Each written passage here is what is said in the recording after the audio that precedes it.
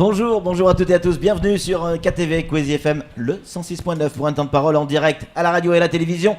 Notre invité c'est Ibrahim Bouanahiri, le président du SDAGE, du comité de bassin. Ibrahim Bouanahiri, bonjour. Bonjour Patrick. Bonjour. Ça fait longtemps qu'on vous a pas vu sur les plateaux de télévision? Peut-être oui, mais bon, ça fait pas aussi longtemps que ça. Ibrahim, vous êtes là, pas forcément pour parler politique, vous aurez l'occasion de revenir pour parler politique, mais pour parler de ce problème de l'eau. Et vous, en tant que président du SDAGE, donc de ces fameux comités de bassin, est-ce que vous avez des solutions ou des propositions de solutions à amener à la crise que l'on est en train de vivre aujourd'hui? D'abord, je voulais présenter mes vœux à l'ensemble de la population de Mayotte. Bien et sûr. À tous les auditeurs et les spectateurs Jusqu'à la fin de l'année, on est là. de Kwezi FM et de Kwezi TV. La solution, ça, il ne faut pas poser la question au président du comité de bassin. Maintenant, ce qu'il faut voir, est-ce que le président du comité de bassin ou est-ce que le comité de bassin a fait son travail? Du moment où vous avez le SDAGE, moi, j'ai toujours dit que cette situation permettrait ou bien permet à la population de prendre connaissance d'un document stratégique qui existait et qui aurait pu, si tout le monde avait pris la mesure de tout ce qui a été écrit, de passer outre cette situation qu'on connaît aujourd'hui. C'est-à-dire que vous nous dites quoi? Vous nous dites que vous aviez déjà à l'époque alerté les autorités au travers d'un document que cette situation pouvait arriver et allait arriver? C'est ce qui était dit, hein. Tout le monde le savait, hein, que s'il n'y avait pas la troisième retenue collinaire en 2017, il y allait y avoir des coupures. Ça, c'est ce qu'on a répété, on l'a dit depuis... Ça, vous le disiez depuis 2011. Ouais. Depuis 2011, moi je suis président du comité de bassin depuis 2011, mais le SDAGE existe depuis 2009 et le premier SDAGE de 2009 disait déjà, présageait déjà cette situation qu'on connaît aujourd'hui. Donc, moi je suis là pour dire... Quand on a un document, quand on a écrit, arrêtons de fermer les documents et de faire n'importe quoi. Et quand on vit une situation, quand on connaît une situation telle qu'on la connaît aujourd'hui, il faut exactement chercher qui est le responsable. Pourquoi sommes arrivés à cette situation pour que la prochaine fois, pour que ça ne se reproduise plus. Alors qui est responsable, selon vous? Qui est responsable? Qui est fait qu'il n'y a pas d'eau? Surtout ne pas dire que parce qu'il ne pleut pas, on n'en a pas d'eau. Parce qu'aujourd'hui, nous n'avons plus de rivière à Mayotte. On en a une qui coule tous les jours, personne ne touche. C'est celle qui alimente la cascade de Soulou. Parce que c'est une rivière qui n'a pas été colonisée, qui n'a pas subi de dégradation. Elle est intacte.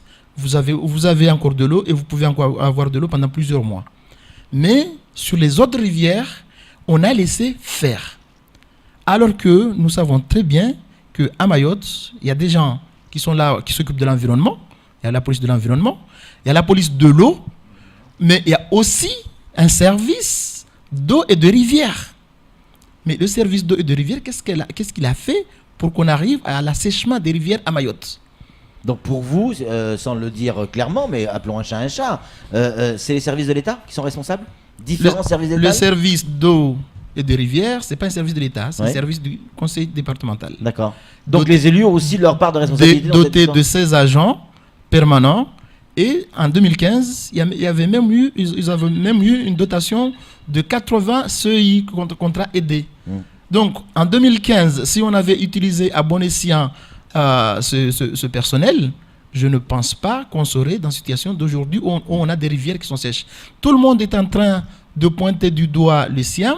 Je profite, je ne prends pas la défense du SIAM, mais je profite ici pour dire que le SIAM a la compétence de distribution de l'eau potable, mais le SIAM ne peut pas distribuer ce qui n'existe pas.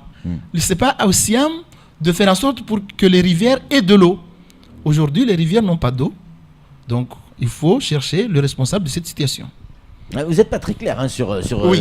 Donnez-nous un nom. Qui est responsable? C'est vous qui dites. Il faut connaître le responsable. Il y a un service. Qui est responsable? Il y a un service de rivière et de l'eau qui n'a pas fait son boulot. C'est à cause de lui qu'on n'a pas d'eau aujourd'hui? On n'a pas de rivière. On n'a pas de rivière à Mayotte. Ouais. Donc sans rivière, on ne peut pas avoir de l'eau. Elles sont passées où les rivières? Ils sont sèches. Elles sont sèches parce qu'il n'y a pas d'eau.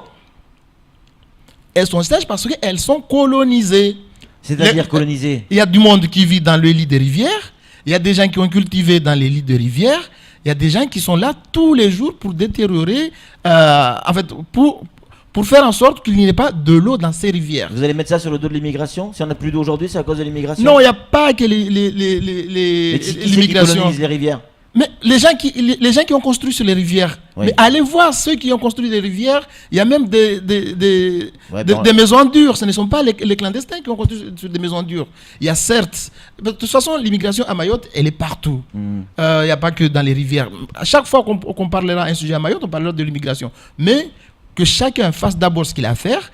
Moi, j'invite à tout le monde de prendre le SDAGE, de le lire, comme ça, vous verrez qui n'a pas fait quoi. Et si on continue à ne pas lire le SDAGE, on continuera à ne pas avoir de l'eau, alors que le document, en fait, avait pour objectif justement d'éviter ces situations. Le fait que personne lise, que les autorités ne lisent pas ou ne tiennent pas compte de Non, personne ne lit, parce que même la population ne le lit pas, Ouais. malheureusement. Et vous avez le sentiment donc que votre activité ne sert à rien alors? J'ai le sentiment que le comité de bassin a travaillé inutilement. Donc c'est pour ça que je lance un cri d'alerte aujourd'hui en disant, quand il y a des gens qui travaillent derrière, il faut prendre le travail qui a été fait au sérieux pour éviter, parce que ce n'était pas par hasard qu'on était en train de faire le SDAGE. Le SDAGE, on l'a réalisé certes dans le cadre d'une directive européenne, mais c'était aussi dans le cadre du bien-être de la population. La directive européenne n'est pas là pour contraindre la population. Non, non. Justement, c'est pour que la population, voilà, c'est pour que la population soit dans les bonnes conditions, vive dans les bonnes conditions. Du coup, le SDAGE, le document est là. Il est certes, aujourd'hui, on a un problème.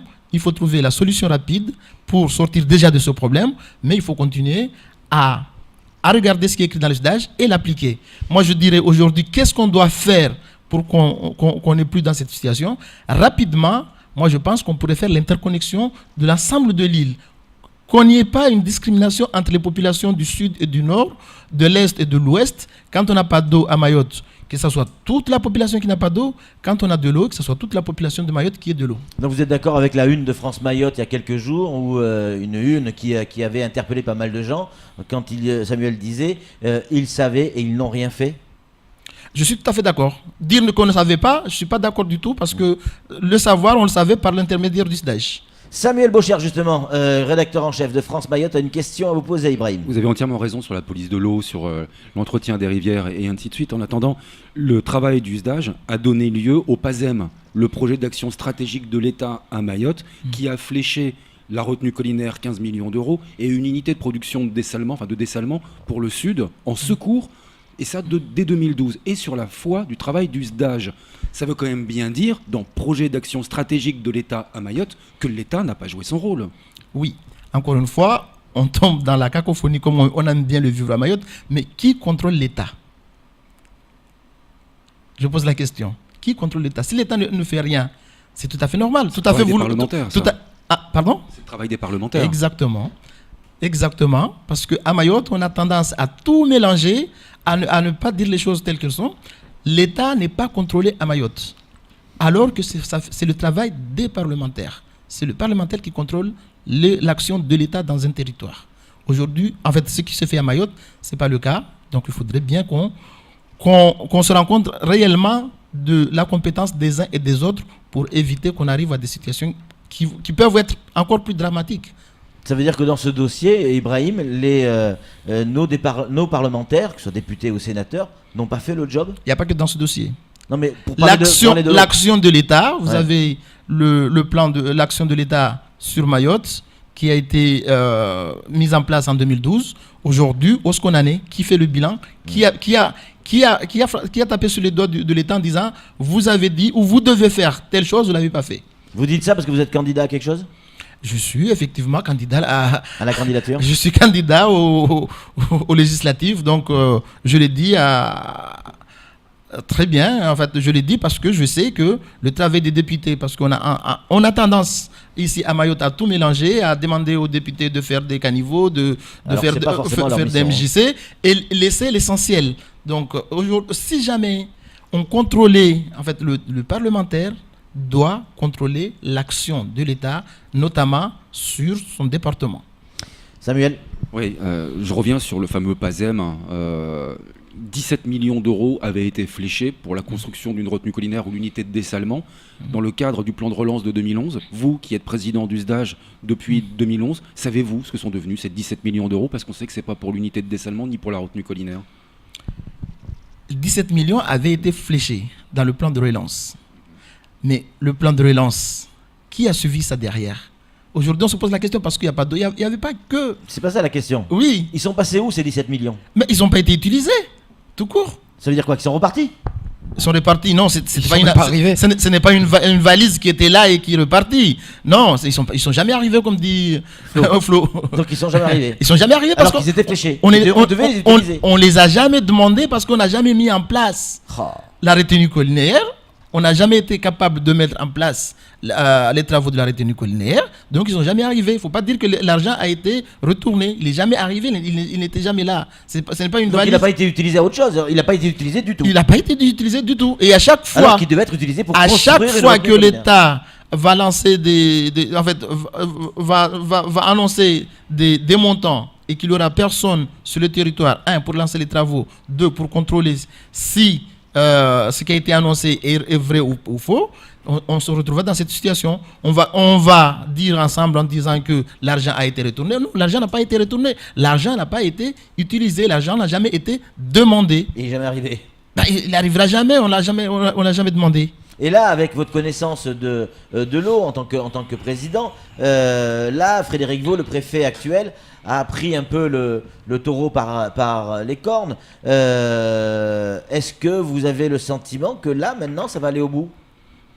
Est-ce que la méthodologie, ce qu'il a mis en place pour arriver à avoir une 3e retenue collinaire en 2019, si je dis pas de bêtises, en tout cas c'est ce qu'espère ou 2020, ce qu'espère Frédéric Vaux, le préfet, est-ce qu'on est sur le bon chemin ou alors on est sur le même type de chemin qu'on a connu avant? Pour l'instant, on est sur le même chemin qu'avant, on est dans le chemin des annonces. C'est inquiétant ce que vous dites. Encore faut-il derrière qu'il y ait quelqu'un pour contrôler ce qui est annoncé. C'est-à-dire un député. Un député fort, des parlementaires, il n'y a pas qu'un député, il y a aussi les sénateurs. Pourquoi flécher tout le temps sur les députés? Comme ici, on a l'habitude de flécher à chaque fois sur les maires, arrêtez de flécher uniquement sur les députés. Bon, on va dire parlementaire. Le parlementaire, voilà. Ouais. Le parlementaire, ils doivent être derrière en disant si, parce que là, il y a l'annonce, on va faire. Mais avec quoi? Avec quels moyens? Maintenant, si le gouvernement, si l'État dit nous avançons une somme de temps pour la retenue collinaire, il faudrait que quelqu'un derrière poursuive pour, à la fin, se rendre compte que cet argent a été réellement utilisé pour la réalisation de l'objectif fixé au départ. On aurait pu éviter, Ibrahim Bonaïri, éviter la situation que l'on vit aujourd'hui, c'est-à-dire dans le sud, il y a des familles qui n'ont sur 3 jours de l'eau que 1 jour. Est-ce qu'on aurait pu éviter cette situation? Cette situation était évitable. Il suffit de lire le SDAGE de 2009. Je ne dis pas le SDAGE d'aujourd'hui, le SDAGE de 2009. Il suffit de prendre en considération le plan de relance qui avait déjà fléché les 17 millions pour la retenue collinaire. Il y a plein de choses qu'il fallait voir. Il fallait éviter de sécher les rivières aussi. Le service de l'eau, en fait des rivières et de l'eau, ne date pas d'aujourd'hui. L'ONEMA, certes, est arrivé ces derniers temps, mais l'ONEMA ne fait que le contrôle de la qualité de l'eau. Les services de l'État ne font que le contrôle des atteintes environnementales de l'eau. Mais il y a un service qui s'occupe de l'eau, qui doit assurer la présence de l'eau sur le territoire. Ouais, il va falloir soulever ça. Samuel. Le SDAGE allait très très loin. Il était même précurseur en la matière puisqu'il préconisait le financement de kits d'économie de l'eau à fournir à l'ensemble de la population. Ça aussi, c'est quelque chose qui n'a pas existé. C'est ce qui me réconforte dans ma position. À chaque fois quand je suis devant les journalistes, ils sont toujours en train de relire le SDAGE. Donc, j'aurais bien aimé que ce SDAGE soit lu avant qu'on y arrive à cette situation. J'ai commenté à mon époque, mais... Oui, vous êtes en train de dire exactement ce que le SDAGE a dit, ce que j'ai dit. Donc, je ne veux pas à chaque fois me répéter. Moi, je invite à la population, lisez le SDAGE. Vous verrez que le comité de bassin avait fait le travail. Il avait très bien fait le travail et que s'il y a des coupables ou il y a des responsables à chercher, ce n'est pas du côté du comité de bassin. Alors, vous dites tout ça et conclusion. En conclusion, et c'est vrai que quand on vous entend, on se dit, c'est vrai qu'il n'a pas tort. Mais en même temps, on se dit, oui, mais il est candidat justement pour les parlementaires. Est-ce qu'il n'y a pas tout ça pour des raisons électorales qui arrivent prochainement? La question est claire. Vous faites de la politique là? Le dernier stage date, en fait, les dernières élections législatives étaient en 2012. Moi, je suis président du comité de bassin depuis 2011 et je n'étais pas candidat en 2012. Aujourd'hui, je suis candidat parce que j'en ai marre d'avoir des écrits qui ne sont pas respectés à Mayotte. J'en ai marre d'avoir un État non contrôlé, l'action de l'État non contrôlée.